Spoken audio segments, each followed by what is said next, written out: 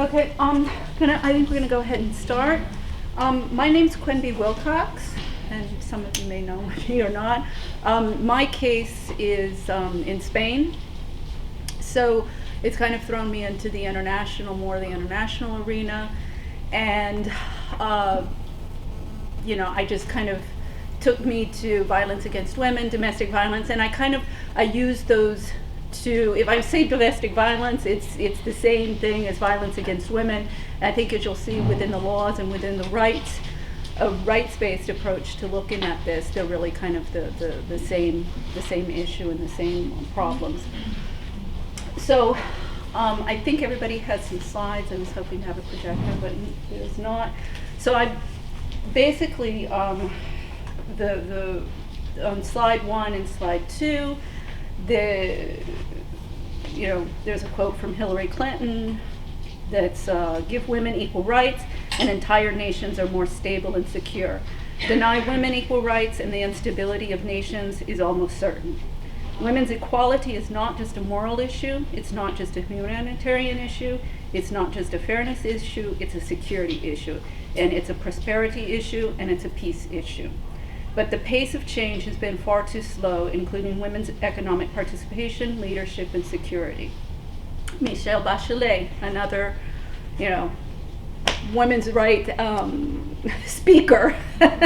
I won't say advocate because I think we need to implement more. But there is no shortage of good and innovative practices and programs being initiated by women in cities and communities around the world to respond to this crisis. The shortcomings are not in the visions, voices, and the voluminous efforts undertaken by determined women around the world. No, the shortcomings lie elsewhere, in the lack of political prioritization and the lack of public spending to end violence against women and girls. And Christine Lagarde is another, that's on slide 2. She's very, very vocal. If anybody's not familiar, she's the head of the managing director of the IMF, the International Monetary Fund. Which is where I work, but she has it's very vocal, it's great, but my motto is kind of rhetoric to reality. There's all the rhetoric out there, we hear it all from all sides, let's get it implemented. So too often women carry the burden of work that is unpaid, unseen, unreported, and underappreciated. Globally, they spend twice as much on household chores as men and 4 times as much on childcare. They are the first to be submerged by economic crisis. We must do better than this. Remember, women control the purse strings. They account for over 70% of global consumer spending. So if we want more spending and more economic growth, then we need to empower women as agents of aggregate demand. Restrictions on women's rights to inheritance and property, as well as legal impediments to undertaking economic activities, such as freely pursuing a profession, are strongly associated with larger gender gaps in labor force participation. The results from this study suggest that it would be beneficial to level the playing field by removing obstacles that prevent women from becoming economically active. So, and I'm sure we can go on and on and on and find all sorts of leaders around the world who are speaking up for women's rights, empowering women. I mean, I hear empowering women all the time, and I keep on saying, well, if you people would stop disempowering me, then you wouldn't have to empower me. It's kind of, not rocket science. So on the 4th slide, and I've been researching, I've read, it's just incredible the amount of literature, the amount of people who are writing. In particular, I would say Lee Goodmark, there was Karen Winner also that did a book, Phyllis Chesler. These books are just fantastic in documenting and demonstrating what's happening in the courts, these, the trends, all of the different trends, and not just the trends towards discriminating against women, but the trends of favoring men. So it's all out there. It's just incredible, and my room is just filled with books, and I'm still ordering and ordering and ordering, and it just boggles my mind. How is it that we have so much proof of what's going on, yet the politicians are not listening. And basically what my case is about, and you know what I'm pushing for, is we need governance, we need accountability, and we need transparency in our courts. And that really has to come from the top, and this needs to be the bar associations, the judge associations, the psychologist associations, all of these people who license, all of these people who quite frankly are violating the law within the courts. The judges, the lawyers, the court psychologists, everybody is grossly violating laws. And that's kind of, for me, it's we've got to, you know, change the rhetoric and go on kind of an attack, just as the Fathers Initiatives have done.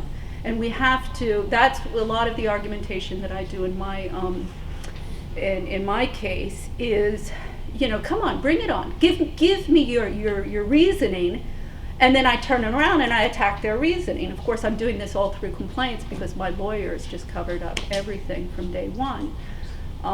So anyway, so this book, Domestic Violence as a Human Rights Issue, you know, I've pulled in some of these, the first slides, I've pulled some of the quotes from some of these books. So, enforce states' obligation by denouncing violations. So, a lot of times what's happening are people concentrating on the abuser and the you know, the batterer or whatever the batterer did. In my case and everything, I'm like, you know what, that's not the issue. Yeah, what my husband did is in my case, it was just he was trying to prevent me from working and from starting a company. What he did is inexcusable. But the real problem, the real issue, are the lawyers who did everything. I mean, they just covered up everything, and they made sure that they defrauded me of every single penny I had. And, you know, I'm sure we all know the stories. But that's where the problem is. And the judges who are allowing that. I mean, the judges, their basic job is to assure that your rights are being respected in the courts. And when they fail to do that, they have failed in their job, and they should be held responsible for that. So, you know, it's all, oh, but it was all done according to procedure and everything like that. I'm like, I don't care if it was done according to procedure or the laws. If you get in, this is why it's important, the international laws, because when you get into the international laws, it's like, you have an obligation to be producing laws that are protecting these people and that are making you fulfill your legal obligations under this treaty. And if you're not doing that, then you're in violation. We don't care if you have passed every single law and, you know, given $1 trillion to this whole thing. If you're not producing and you're not being effective, then too bad. You are violating the rights and you are guilty of these treaties. So anyway, the goes on, the reasons that domestic violence has not been considered a human rights issue in the past, only recognized state-ordered violations, which is basically, and this is a huge issue within the human rights community. Okay, we all know Darfur, Sudan, you know, the dictator or Hitler or whatever. You know, this was definitely a government or a person who went out and ordered the soldiers or whoever to kill the people or you know, whatever the violations are. And that's been traditionally what the human rights community has dealt with. So now we are opening, and this is, you'll see later, the two jurisprudence that we have. So there is a movement that's pretty much called Human Rights of Women. And there's actually a book that's Rebecca Cook is excellent, that goes into all of it's a branch within the human rights movement. So that has been an issue. It is continuing to be an issue because, and I have been knocking at all the doors of the human rights people, and the human rights of women is a very specific small branch, and that really needs to be pushed forward and developed more. The nature and extent of DV and the state's response. I mean, as we've seen, I think Barry was talking about it, and you know, with the laws and some of the questions that came into Barry's discussion,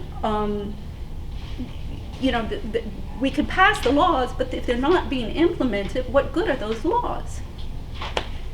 So, you know, that's really why the human rights and going to the international courts is important, because they are, and I mean, Michelle Bachelet is very, very specific of that when she was in UN Women. You've got to go and start implementing this stuff. Enough of the rhetoric, enough of the promises. We want to see action and we want to see results. And that's, I mean, I'm Michelle Bachelet, you know, I just love her.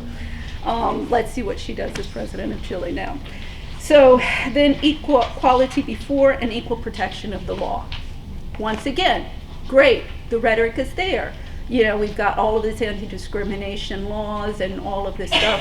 The United States is actually pretty bad in passing compared to other countries. Europe is much better. Then the failure of the state to recognize affirmative obligation, positive action within the human rights. You'll hear all the time, positive action, which, you know, it's kind of, this is one of the problems. They keep on saying, oh, we've never done it like that before. Oh, but it's just not done that way. I'm like, I don't care. I really don't care.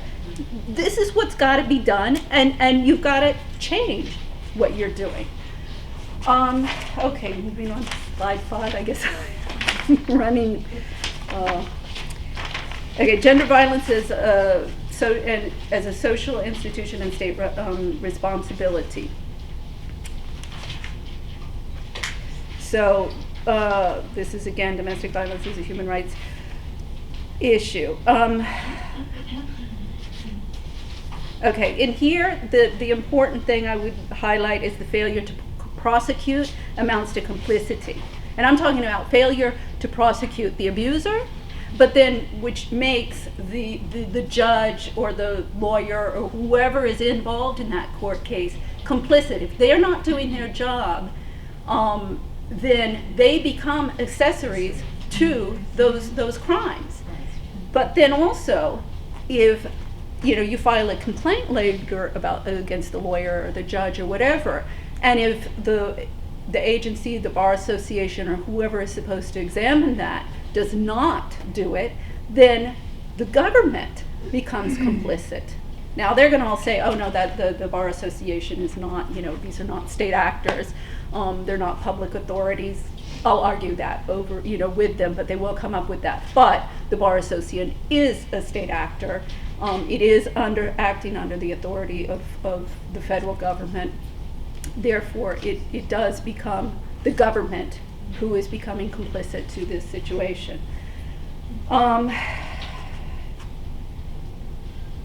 Okay, there's another issue that is important to understand when we get into human rights law, and here it's the public and private spheres, and you'll hear this all of the time.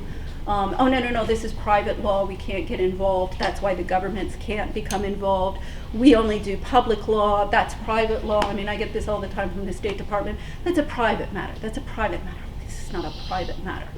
So basically what it is, and actually we'll move on to wait a second. I'm sorry, this is the first time I've done this presentation.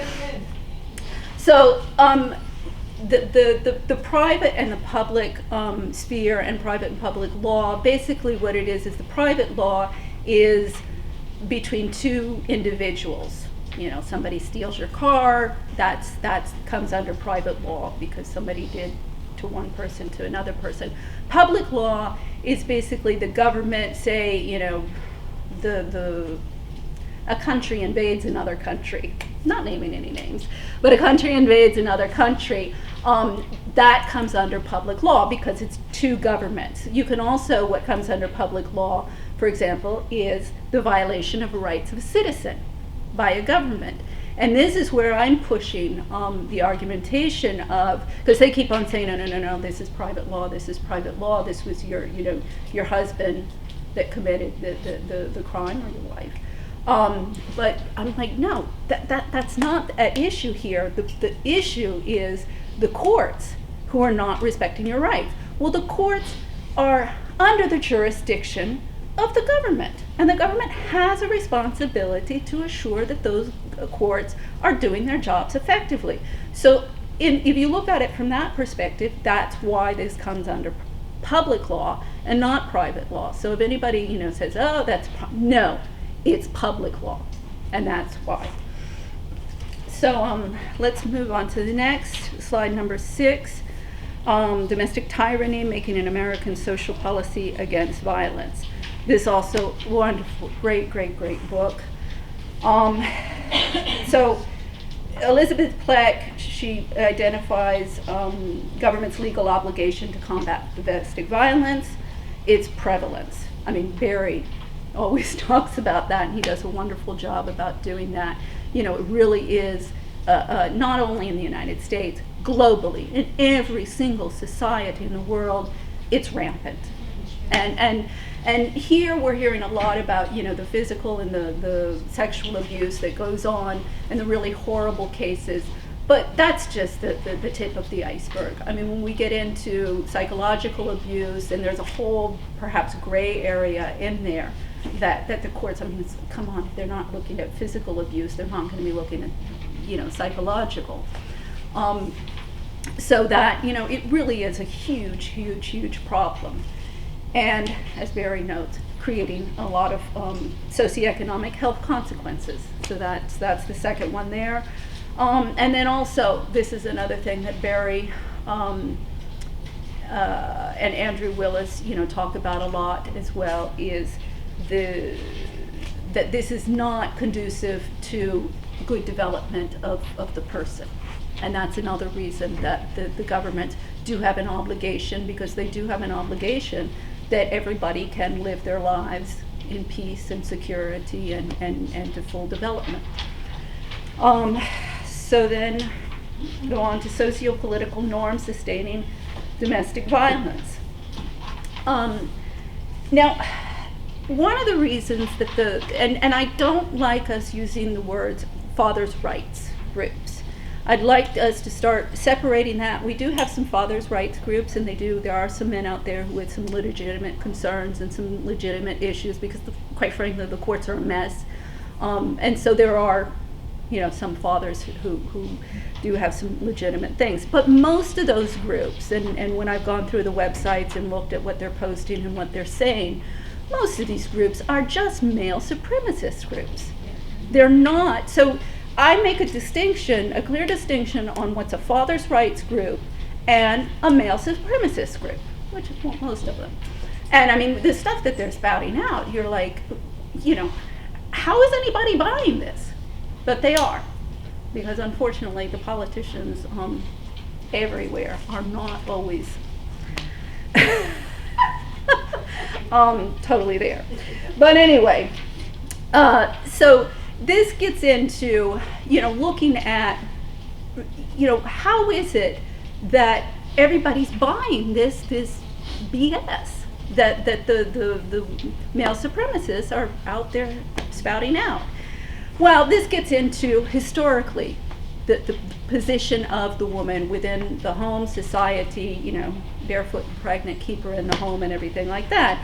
And so, of course, women who are moving out into the workforce, women who are not staying within that submissive, yes sir role, threatens this male supremacy that we've had for thousands of years.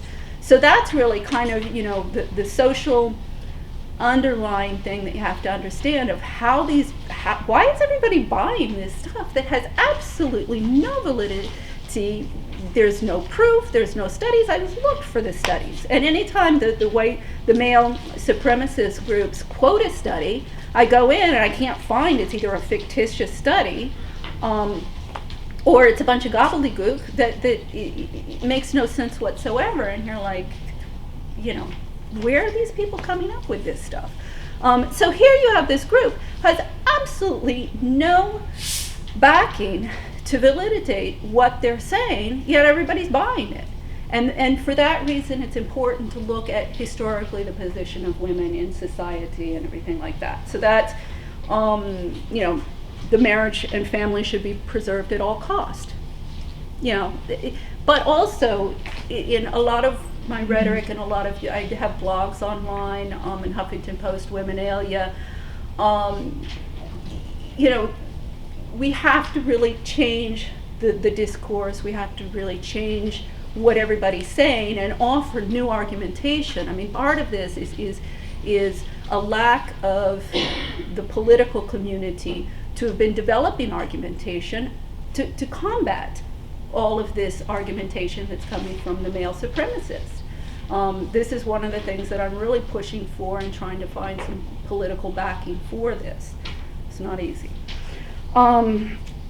So, strengthening the political power and cultural dominance of the reforming elite. This is something that there's, what's her name? It slips my mind, but it's a woman who did a great job. Again, there's a bibliography will be on my website with all of the different books that I've read, that goes into seeing this really as a form of oppression of women. And what it is. I mean, women are being defrauded, and this comes from Leonore Weitzman. I think it's women get 25 to 35% of the assets in a divorce. Alimony rates are about 10%, and these are global. I haven't found every country, but the countries that I found, we're talking about 10, 11, 12% alimony awards to women. And when they are awarded, normally they're below poverty level. In Spain, it was 500 euros. I saw in the United States that was $270 a month. I mean, who can live on $270? That's an alimony, And of course, that's only 10% of the women who are getting this. And then also, as we all know, the courts are simply not enforcing alimony or child support. So, it's like, oh, well, great, throw us a couple of pennies here. So, that's another thing that I'm just like, this is absolutely crazy. And really within my case, and again with my blogs, what I'm pushing for is recognition of, because I was a stay-at-home mom for, 17, 20 years. And I don't regret it for a moment. I adored staying home with my children. It was kind of, we kept on moving around all the time, and that's why I didn't go out into the workforce. It really hadn't been my intention, but I'm glad I did. And what really infuriated me in my case was I was like, wait a second, I've been working for 20 years for free. And, moving, I think we did 8 international moves in that time. And all of the time, putting together the house, doing all of the networking and to get the family, there and integrated. And now you people are telling me that this was, that I wasn't doing anything, and that my services for 20 years are nothing. This is crazy. I am a worker, and I have the same rights as any other worker in the society, and I have a right to have that work recognized by the courts. This gets into Europe. You have Social Security. Well, Social Security is different than what it is here, but you do have health care, for example, is a right in Europe. Well, homemakers, when I, got my divorce and everything, all of a sudden I was not eligible for even the public health care system because I had never worked. And I was like, excuse me, that's ridiculous. So there's a whole bunch of things that we can attack this from a political perspective. And I just, quite frankly, I don't see it being done. I mean, Hillary Clinton, you can go on my website, War on Domestic Terrorism, there's a letter to Hillary Clinton.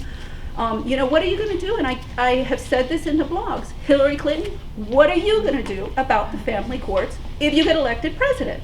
And I really hope that the media will ask her that question in the coming months. Okay, so to slide 7. This once again gets into the private and public rights issue that I kind of already went over. So we'll, and this, Rianne Eisler is going to, Eisler is going to be speaking tomorrow. her books are just absolutely fantastic.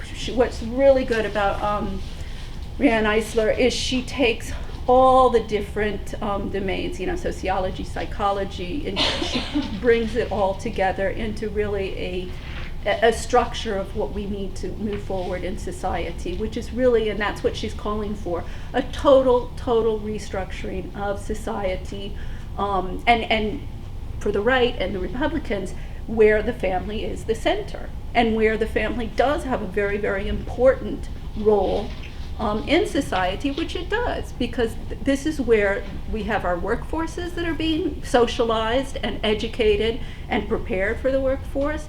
Well, if they don't learn those skills as young children, then you got a whole mess by the time they become adults, and you have to spend tons of, when I see all of these seminars out in the business world of organization, just all of these different things, I'm like, this is stuff they should be learning at 4, 5, 6 years old. And so that really, for me, it's and that's a lot. My company it assists people relocating to a new city or a new country. And so a lot of the focus, and my focus, is the trailing spouse, which is in the global mobility jargon, is the spouse who gives up normally it's her job, her or his job, to follow the employed spouse.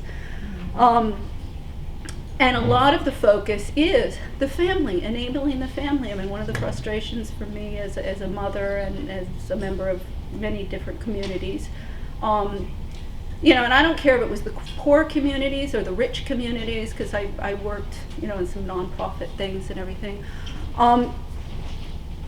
We're not doing a good job in educating and raising really productive societies. And this is not, I'm not talking about the extreme abuse. I'm talking about, mainstream. And this, a lot of the feminists don't want to hear this. The women moving into the workforce has created a problem and a void for who's taking care of these kids. That's another thing I think Riane Eisler talks about, that there are a lot of people who are proposing we need to restructure the workplace. I think Christine Lagarde talks about that as well.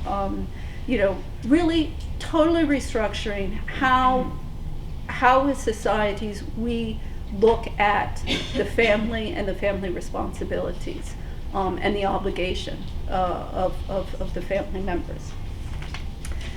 Okay, moving on to 8.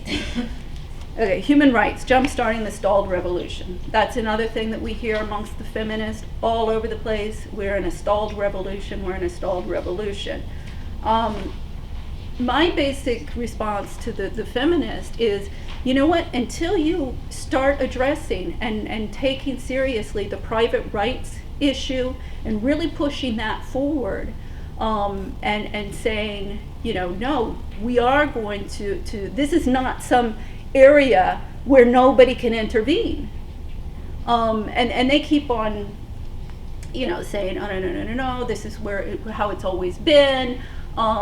Therefore, that's how it's always going to be. No, this is one of the other things. We've got to just totally, get away from this. Oh, but this is how it's been done in the past. No, we're going to change that. So, let's see. So my thing to the feminists is, here's how you can jumpstart your failed, because it's a failed revolution. Women, if you look at the statistics, again, women, I think before the revolution, they were making 70 cents on the dollar to men. Now it's up to 77, 78. I'm like, I don't think that's a very, in 40 years, I don't think that's a big change. So there is a whole bunch of issues that even for the feminists, for the women in the workforce, all of this stuff is applicable, because the women, I think it's Lee Goodmark who makes this point, and it's really good. But even because a lot of there's an attitude also amongst the working women sometimes of, oh well, what has happening in the divorce courts is not really so concerning for me because I have an income, I have a career, and everything like that. But as many as you know, the courts will defraud you of all of that money. You know, so even if you're a working mom or you're a working woman, this does affect you, even if you don't have kids. And that's another, issue that really needs to be understood by the politicians and pushed forward by the politicians. Okay, then we get into state accountability. And when I talk about state in all of these slides and everything like that, I use it in the human rights jargon, which means the nation state. It's not the same thing as in the United States. So accountability, I keep on, in all of my communications and everything, governance, transparency, accountability.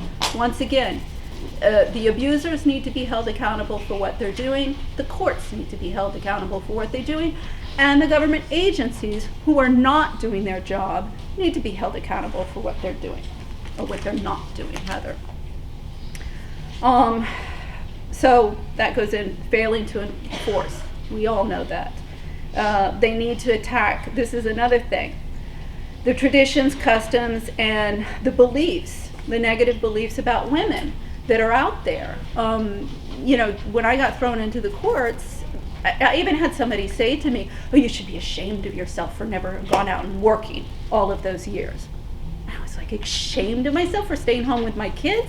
Then, so they use that argumentation against the homemakers who've not gone out and worked. But then, if you're a woman, a working woman, they say, "Oh, you've abandoned your children, and you should be ashamed of yourself." So, you're caught between a rock and a hard place. You're damned if you do, and you're damned if you don't.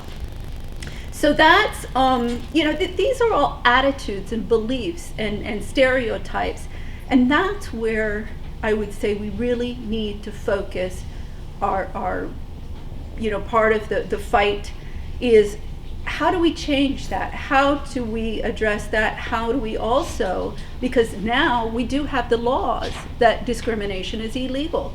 Let's use them. But let's not just use them within the workplace, let's use them against the courts. This is discrimination. There's one, for example, in the custody arena. Before the revolution, women's revolution, which was supposed to liberate us, we had the early tender years doctrine. Thank you. And that was, the young children need to be with their mother and all of that. Well, that was challenged, and now, of course, we have the 50-50 shared custody doctrine, which is come in and become very popular with the courts. That was supposed to bring us to equality, but it hasn't. And it's the rationalization, I would say, that we need to start attacking. And my argumentation is, wait a second, women who whether they work outside the home or not, they are primary caregivers, and they're the ones who do all the housework. Okay, some of you guys are doing some, but basically